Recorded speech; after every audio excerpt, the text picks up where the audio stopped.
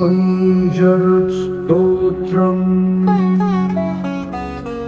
विनियोगः। ओमस्य श्रीविष्णुपञ्जरस्तोत्रमहामन्त्रस्य नारद ऋषि अनुष्टुप् छन्दः। श्रीविष्णु परमात्मा देवता अहं बीजं सोऽहं शक्तिः। ॐ ह्रीं कीलकं मम सर्वदेहरक्षणार्थं जपे विनियोगः। नारद ऋषये नमः। मुखे श्रीविष्णु परमात्मा देवतायै नमः। हृदये अहं बीजं गुह्ये सोऽहं शक्ति पादयोः। ॐ ह्रीं कीलकं पादाग्रे। ॐ ह्रीं ह्रूं ह्रैं ह्रौं इति मन्त्रः। परं परस्मात् प्रकृतेरनादिमेकं निविष्टं बहुधा गुहायाम्। सर्वालयं सर्वचराचरस्थं नमामि विष्णुं जगदेकनाथम्। ॐ विष्णुपञ्जरकं दिव्यं सर्वदुष्टनिवारणम् उग्रतेजो महावीर्यं सर्वशत्रुनिकृन्तनम्। त्रिपुरं दहमानस्य हरस्य ब्रह्मणोहितम्। तदहं सम्प्रवक्ष्यामि आत्मरक्षाकरं नृणाम्। पादौ रक्षतु गोविन्दो जङ्घे चैव त्रिविक्रमः। ऊरु मे केशवः पातु कटिं चैव जनार्दनः। नाभिं चैवाच्युतः पातु गुह्यं चैव तु वामनः। उदरं पद्मनाभश्च पृष्ठं चैव तु माधवः। वामपार्श्वं तथा विष्णु दक्षिणं मधुसूदनः। बाहु वै वासुदेवश्च हृदि दामोदरस्तथा। कण्ठं रक्षतु वाराहः कृष्णश्च मुखमण्डलं। माधवः कर्णमूले तु ऋषिकेशश्च नासिके। नेत्रे नारायणो रक्षे ललाटं गरुडध्वजः। कपोलौ केशवो रक्षेत् वैकुण्ठः सर्वतो दिशम्। श्रीवत्साङ्कश्च सर्वेषामङ्गानां रक्षको भवेत्। पूर्वस्यां पुण्डरीकाक्ष आग्नेयां श्रीधरस्तथा। दक्षिणे नारसिंहश्च नैऋत्यां माधवोऽवतु। पुरुषोत्तमो वारुण्यां वायव्यां च जनार्दनः। गदाधरस्तु कौबेर्यामीशान्यां पातु केशवः। आकाशे च गदा पातु पाताले च सुदर्शनम्। सन्नद्धः सर्वगात्रे सुप्रविष्टो विष्णुपञ्जरः। विष्णुपञ्जरविष्टोऽहं विचरामि महितले। राजभारे पथे घोरे सङ्ग्रामे शत्रुसङ्कटे। नदीषु चरणे चैव चोरव्याघ्रभयेषु च। काकिनी प्रेतभूतेषु भयं तस्य न जायते। रक्ष रक्ष महादेव रक्ष रक्ष जनेश्वर।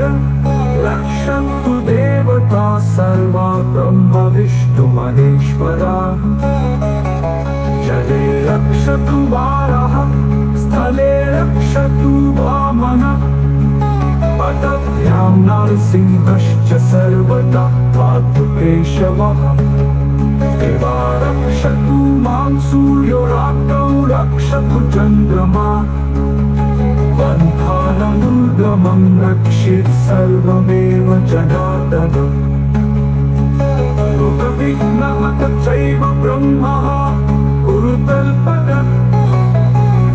स्त्रीहन्ता बालघाती च सुरापो विषलीपति।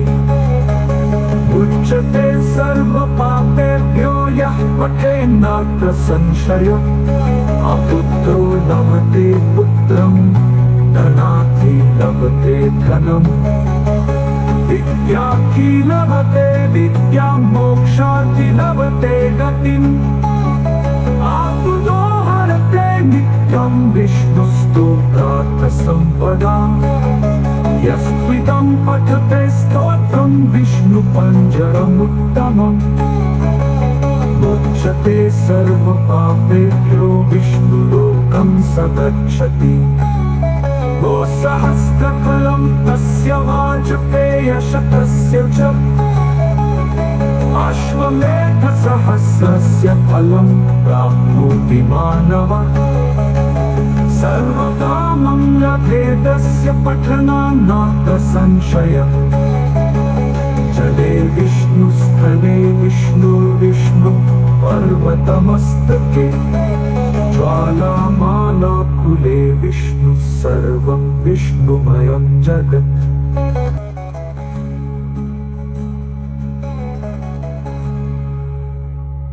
परं परस्मात् प्रकृतेरनादिमेकं निविष्टं बहुधा गुहायाम् सर्वालयं सर्वचराचरस्थं नमामि विष्णुं जगदेकनाथम् ॐ विष्णुपञ्जरकं दिव्यं सर्वदुष्टनिवारणम् उग्रतेजो महावीर्यं सर्वशत्रुनिकृन्तनम् त्रिपुरं दहमानस्य हरस्य ब्रह्मणो हितम् तदहं सम्प्रवक्ष्यामि आत्मरक्षाकरं नृणाम् पादौ रक्षतु गोविन्दो जङ्घे चैव त्रिविक्रमः ऊरु मे केशवः पातु कटिं चैव जनार्दनः नाभिं चैवाच्युतः पातु गुह्यं चैव तु वामनः उदरं पद्मनाभश्च पृष्ठं चैव तु माधवः वामपार्श्वं तथा विष्णु दक्षिणं मधुसूदनः बाहु वै वासुदेवश्च हृदि दामोदरस्तथा कण्ठं रक्षतु वाराहः कृष्णश्च मुखमण्डलं माधवः कर्णमूले तु ऋषिकेशश्च नासिके नेत्रे नारायणो रक्षे ललाटं गरुडध्वजः कपोलौ केशवो रक्षेद् वैकुण्ठ सर्वतो दिशम् श्रीवत्साङ्कश्च सर्वेषामङ्गानां रक्षको भवेत् पूर्वस्यां पुण्डरीकाक्ष आग्नेयां श्रीधरस्तथा दक्षिणे नारसिंहश्च नैऋत्यां माधवोऽवतु पुरुषोत्तमो वारुण्यां वायव्यां च जनार्दनः गदाधरस्तु कौबेर्यामीशान्यां पातु केशवः आकाशे च गदा पातु पाताले च सुदर्शनम् सन्नद्धः सर्वगात्रे सुप्रविष्टो विष्णुपञ्जरः विष्णुपञ्जरविष्टोऽहं विचरामि महितले राजभारे पथे घोरे सङ्ग्रामे शत्रुसङ्कटे नदीषु चरणे चैव चोरव्याघ्रभयेषु च काकिनी प्रेतभूतेषु भयं तस्य न जायते रक्ष रक्ष महादेव रक्ष रक्ष जनेश्वर रक्षन्तु देवता सर्वा ब्रह्म विष्णु महेश्वराः जले रक्षतु वारः स्थले रक्षतु वामनः पदभ्यां नरसिंहश्च सर्वदा पातु केशवः दिवा रक्षतु मां सूर्यो रात्रौ रक्षतु चन्द्रमा बन्धाननुर्गमं रक्षेत् सर्वमेव जनार्दनः ऋतविघ्नहत चैव ब्रह्मः उरुतल्पदः स्त्रीहन्ता बालघाती च सुरापो विषलीपति उच्यते सर्वपापेभ्यो यः पठेन्नात्र संशयः अपुत्रो लभते पुत्रं धनार्थी लभते धनम् विद्यार्थी लभते विद्यां मोक्षार्थी लभते गतिम् आपुतो हरते नित्यं विष्णुस्तोत्रार्थसम्पदाम् यस्त्विदं पठते स्तोत्रं विष्णुपञ्जरमुत्तमम् मुच्यते सर्वपापेभ्यो विष्णुलोकं स गच्छति गोसहस्रफलं तस्य वाजपेयशतस्य च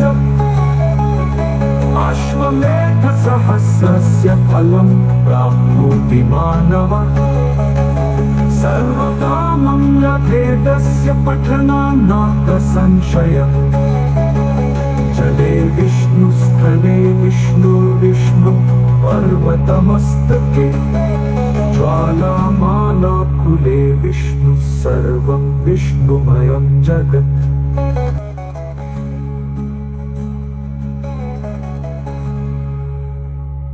परं परस्मात् प्रकृतेरनादिमेकं निविष्टं बहुधा गुहायाम् सर्वालयं सर्वचराचरस्थं नमामि विष्णुं जगदेकनाथम् ॐ विष्णुपञ्जरकं दिव्यं सर्वदुष्टनिवारणम् उग्रतेजो महावीर्यं सर्वशत्रुनिकृन्तनम् त्रिपुरं दहमानस्य हरस्य ब्रह्मणोहितम् तदहं सम्प्रवक्ष्यामि आत्मरक्षाकरं नृणाम् पादौ रक्षतु गोविन्दो जङ्घे चैव त्रिविक्रमः ऊरु मे केशवः पातु कटिं चैव जनार्दनः नाभिं चैवाच्युतः पातु गुह्यं चैव तु वामनः उदरं पद्मनाभश्च पृष्ठं चैव तु माधवः वामपार्श्वं तथा विष्णु दक्षिणं मधुसूदनः बाहु वै वासुदेवश्च हृदि दामोदरस्तथा कण्ठं रक्षतु वाराहः कृष्णश्च मुखमण्डलं माधवः कर्णमूले तु ऋषिकेशश्च नासिके नेत्रे नारायणो रक्षे ललाटं गरुडध्वजः कपोलौ केशवो रक्षेद् वैकुण्ठः सर्वतो दिशम् श्रीवत्साङ्कश्च सर्वेषामङ्गानां रक्षको भवेत् पूर्वस्यां पुण्डरीकाक्ष आग्नेयां श्रीधरस्तथा दक्षिणे नारसिंहश्च नैऋत्यां माधवोऽवतु पुरुषोत्तमो वारुण्यां वायव्यां च जनार्दनः गदाधरस्तु कौबेर्यामीशान्यां पातु केशवः आकाशे च गदा पातु पाताले च सुदर्शनम् सन्नद्धः सर्वगात्रे सुप्रविष्टो विष्णुपञ्जरः विष्णुपञ्जरविष्टोऽहं विचरामि महितले राजभारे पथे घोरे सङ्ग्रामे शत्रुसङ्कटे नदीषु चरणे चैव चोरव्याघ्रभयेषु च काकिनी प्रेतभूतेषु भयं तस्य न जायते रक्ष रक्ष महादेव रक्ष रक्ष जनेश्वर रक्षन्तु देवता सर्वा ब्रह्म विष्णु महेश्वराः जले रक्षतु वारः स्थले रक्षतु वामनः पदभ्यां नरसिंहश्च सर्वदा पातु केशवः दिवा रक्षतु मां सूर्यो रात्रौ रक्षतु चन्द्रमा बन्धानमुर्गमं रक्षेत् सर्वमेव जनार्दनः रोगविघ्नः चैव ब्रह्मः कुरुतल्पनः स्त्रीहन्ता बालकाति च सुरापोषलीपति उच्यते सर्वपापेभ्यो यः पठेन्नात्र संशयः अपुत्रो लभते पुत्रं धनार्थी लभते धनम् विद्यार्थी लभते विद्यां मोक्षार्थी लभते गतिम् आपुतो हरते नित्यं सर्वं विष्णुस्तोत्रार्थसम्पदा यः त्विदं पठते स्तोत्रं विष्णुपञ्जरमुत्तमम् मुच्यते सर्वपापेभ्यो विष्णुलोकं स गच्छति गोसहस्रफलं तस्य वाजपेयशतस्य च अश्वमेधसहस्रस्य फलं प्राप्नोति मानवः सर्वकामं लभेदस्य पठनान्नात्र संशयः जले विष्णु स्थले विष्णु पर्वतमस्तके ज्वालामालाकुले विष्णु सर्वं विष्णुमयं जगत्